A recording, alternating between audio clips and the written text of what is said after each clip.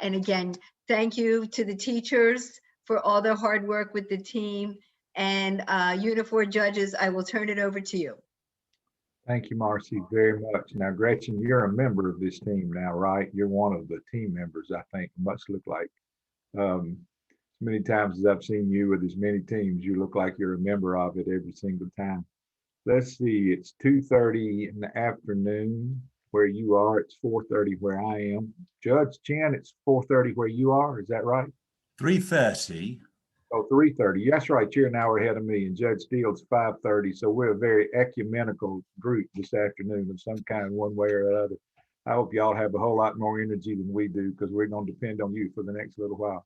I've got two wonderful friends with me today. My name is Mike Niles. I'm from Birmingham, Alabama. And it's been a privilege to judge Gretchen's teams and to be stomped by them a bunch of times. And so this will be another chapter in a great relationship. I got two friends with me. Judge Steele, you want to say hi?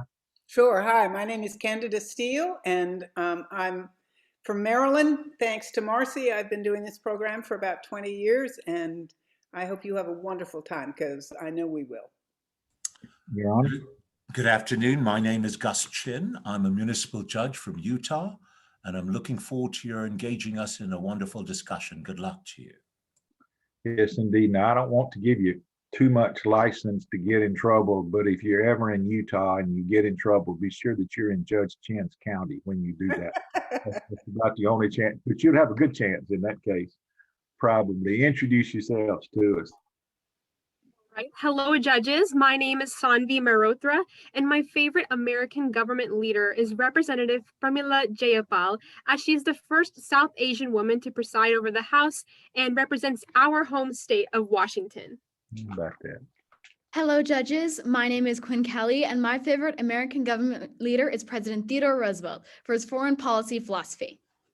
Hello, judges. My name is Eliza Brooks, and my favorite American government leader is Chief Justice Earl Warren for his fight for equality. And on behalf of Unit 4, Tahoma High School, our advisor, Gretchen Wolfing, and the state of Washington, I thank you for judging us today. Thank you. Quinn, I knew Theodore Roosevelt. He was a fine man. You would have really liked him. I feel sure you would have. We're fixing to let you do all the work, but I know this is being recorded. Just in case Gretchen makes this thing go viral so that people will know what we're talking about, I'll read it real quick. Oh, we're going to do question 2 today, okay, about Congress's investigative power. Sanvi, did we pick the right one? Good, I'm glad we did. I'll read it quickly. This is George Mason at the Philadelphia Convention. He has a quote in the middle of this sentence. Members of Congress, not only legislators, but they, quote, are also inquisitorial and should meet frequently to inspect the conduct of the public officers, unquote. How effectively do you believe they've been in using their investigatory power? Explain the differences, excuse me, if any, between Congress's power to investigate and their power of oversight. Which power, in your opinion, is more significant? And finally, how effectively do you believe Congress has used its oversight powers? You ready? Take over, guys. Everything is about accountability to the American people, accountability of the executive branch, and accountability of the oversight of Congress. Former Senator Jay Rockefeller. Although Congress is effective in its use of its investigatory powers for the first 150 years, beginning with the McCarthy hearing 70 years ago, Congress has used its investigatory powers increasingly ineffectively. Article 1, Section 1 grants all legislative powers to Congress, which implies the power to investigate. The Supreme Court established in Watkins v. United States that the power of the Congress to conduct investigations is inherent in the legislative process and enables Congress to remedy defects. An example of effective use of the power to investigate in the early years of the United States is the Pecora Committee. This was an investigatory committee which resulted in the Securities Exchange Act of 1934, ensuring greater transparency in the stock market and mitigating the effect of fraudulent trading. Effective use of investigatory powers continued into the Red Scare in the 1950s, and when the McCarthy hearings resulted in the needs of destruction of many people's lives. Since the McCarthy hearings, Congress has strayed further from effective investigations, partially caused by party terrorism, as stated by President James Garfield. A modern example of ineffective investigations due to party politics can be seen when Republican Party leaders forced the committee in charge of investigating Hurricane Katrina to redact a portion of their report because of the blame it placed on Republican Michael Brown, whose neglectful actions as Undersecretary of Emergency Preparedness and Response caused numerous deaths. Congress's use of the investigatory power was effective for a time, but has been ineffective in more recent years. While the power to investigate and the power of oversight are both implied powers given to Congress in order to fulfill the legislative duties, the power of oversight more specifically pertains to Congress's authority to monitor and on occasion influence the actions of the executive branch. Because of executive branch overreach in the modern day, the power of oversight is more significant. In his book, Considerations on Representative Government, philosopher John Stuart Mill stated, "The proper office of a representative assembly is to watch and control the government. Two significant ways in which Congress can check the executive branch through oversight are with impeachment trials and the power of the purse." The power of impeachment, enumerated in Article 1, Sections 2 and 3, gives Congress the authority to remove any federal officer from their position and to disqualify them from holding future office. The threat of removal should be a powerful force in regards to slowing the overreach of the executive branch. The power of the purse, enumerated in Article 1, Section 8, Clauses 7 and 8, should be the most complete and effectual weapon in regards to the enforcement of laws, as stated by James Madison. Using the powers delineated in the Congressional Budget and Impoundment Control Act of 1974, Congress should be willing to utilize oversight by removing funding from agencies and unauthorized actions. With over 400 active executive agencies, the ability to defund powerful entities that have exceeded their authority should be a crucial responsibility for Congress. Although the power of oversight has the potential to be significant, Congress has not been effective in its use of oversight due to party politics and unwillingness to fully exercise the power of the purse, exemplified by the second impeachment hearing of President Donald Trump and the budget of the Food and Drug Administration. In a statement addressing the conviction of President Trump, Senator Ben Sasse declared, "Congress cannot lower its standards simply because it is politically convenient." Despite these sentiments, the vote for impeachment and conviction in both bodies of Congress was almost entirely split down party lines. In 2011, Congress passed the Food Safety Modernization Act, which required the FDA to change to a risk-based rule for food safety. However, the FDA finalized a non-risk-based rule. Despite this disregard, Congress passed a budget that increased the funding of the FDA by 8% the following year, showing Congress's unwillingness towards using monetary incentives to execute its oversight powers. Despite the ample powers granted to Congress, the increasing prominence of political parties has obstructed the legislative branch's ability to use their investigation and oversight powers in an effective manner. Thank you. Oh, thank you very much. That was Timing. terrific. Let's have some fun. His Honor Judge Chin. Thank you. You mentioned some of the defective processes that were used, their effectiveness and ineffectiveness, but yet how do we address this partisanship that has existed for some time? Would a independent, non-political chair be the best way to head some of these commissions or committees? The best solution to the party polarization that we see in America is required classes federally for all high school students, very similar to this one. Civil discourse is extremely limited in today's society, especially on social media. However, I have seen civil discourse and respect among those with opposing opinions like I've never seen before in this class. So requiring this for students would ensure that after every graduation, students are ready to civically participate and future representatives fully understand the weight upon them. To disagree with my colleague, political parties have existed in the United States since the foundation of the Constitution, with the Anti-Federalists and the Federalists being the first. Therefore, because of the longevity of political parties and how we have always had two major political parties in our nation, I agree with you, Mr. Chin, and believe that independent heads of executive agencies would be the best in solving issues, particularly for agencies that are very scientific in nature, such as the environmental protection agencies. Independent heads of agencies would not only motivate more bipartisanship, but would also ensure that the programs run by the agencies are motivated based on science instead of based on politics. Wow. I agree with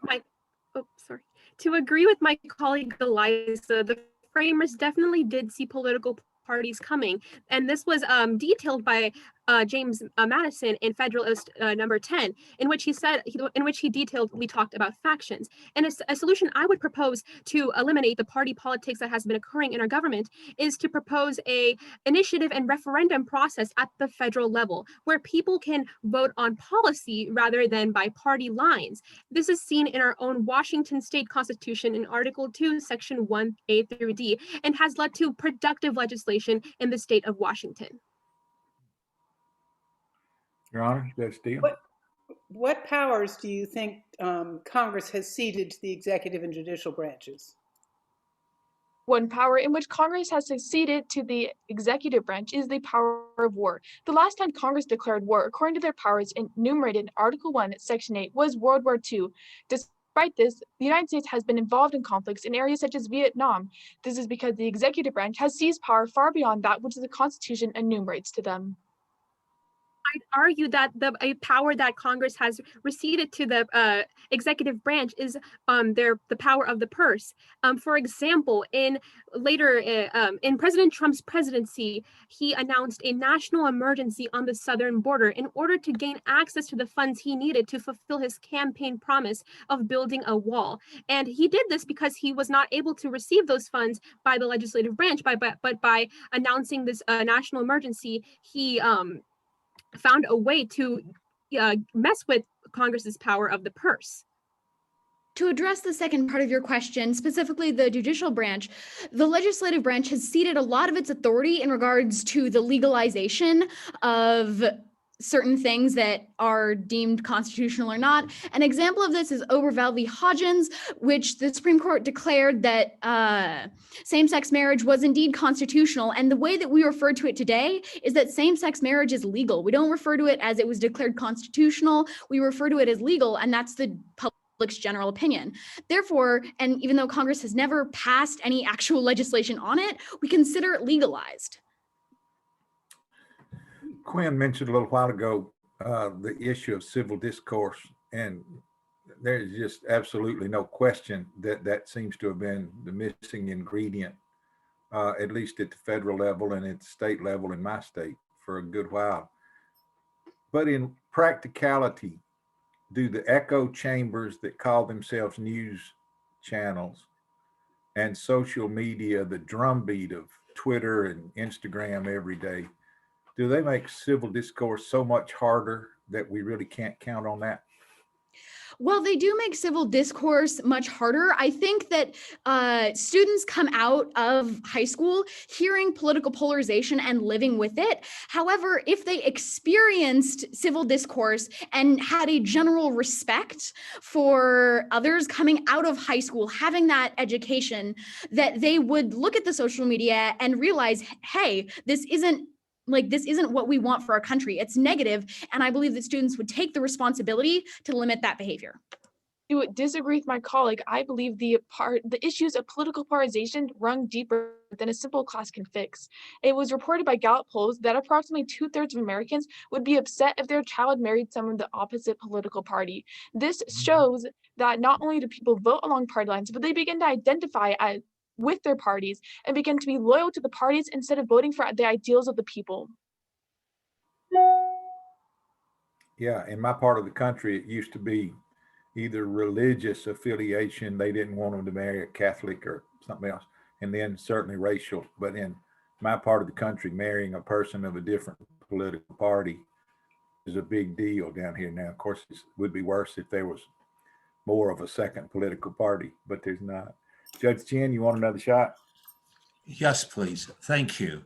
Now, in terms of the power of the purse, which you have mentioned, would it be appropriate for Congress to use the power of the purse as a sword and shield to get action from various governmental entities? Although there are risks associated with using the power of the purse in an aggressive manner, the benefits of the potential of using the power of the purse definitely outweighs it. In the FDA, the top 10% of employees make 16% of the budget allocated to salary. If this were to change, with Congress delineating that 10% makes 10%, not only would it be more equal, but Congress would then motivate the FDA to agree to the rules, such in our essay in which we stated that they did not finalize a risk-based rule. To expand upon my colleague Eliza's answer, within the ATF, the average salary is $170,000 a year, and this is about $110,000 more than the national average income. And so if Congress were able to delineate that in their budget, the funding must be removed not from the agency's functions and the underemployees, but specifically the agency's heads, that this would ensure that the power of the purse could be used effectively to motivate agency heads to uphold congressional policies. I've been waiting to hear that all day. Canada? I'm sorry, I'm not sure I understood that, Quinn. Are you saying, who is the person who has $170,000 a year that you're complaining about? The average salary of an ATF SES leader is $170,000 a year. They're the ones who make the decisions who to raid and specifically who to wiretap.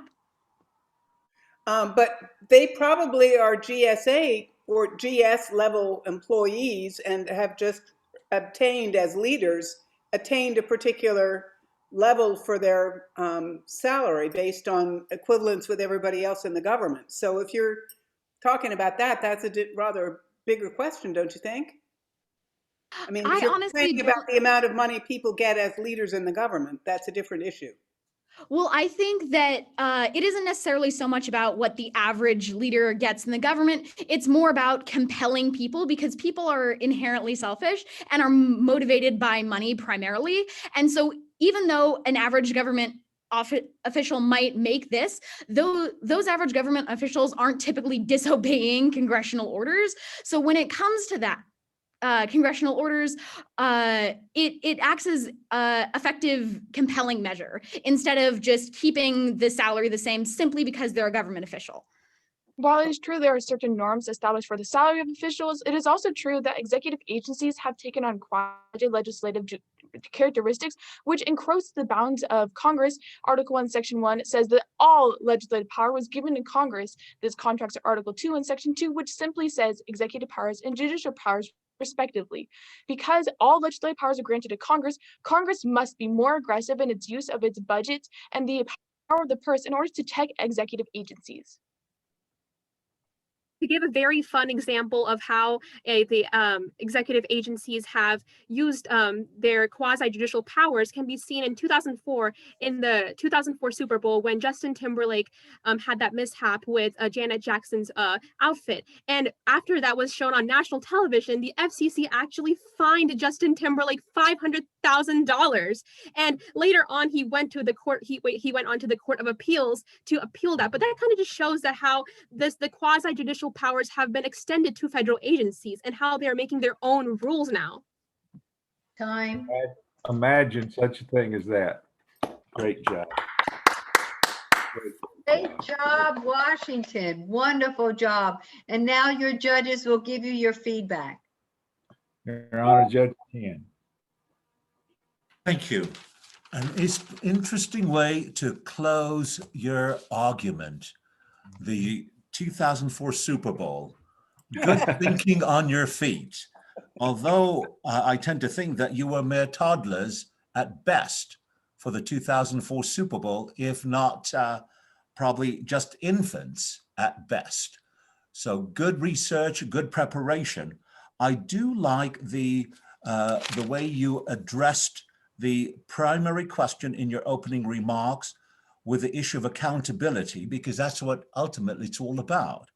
And the responsibility rests with you by virtue of what you have researched, how you have articulated your various positions, that you will be able to utilize your knowledge, your civic education, and kudos for tossing in the "we the people" in your responses.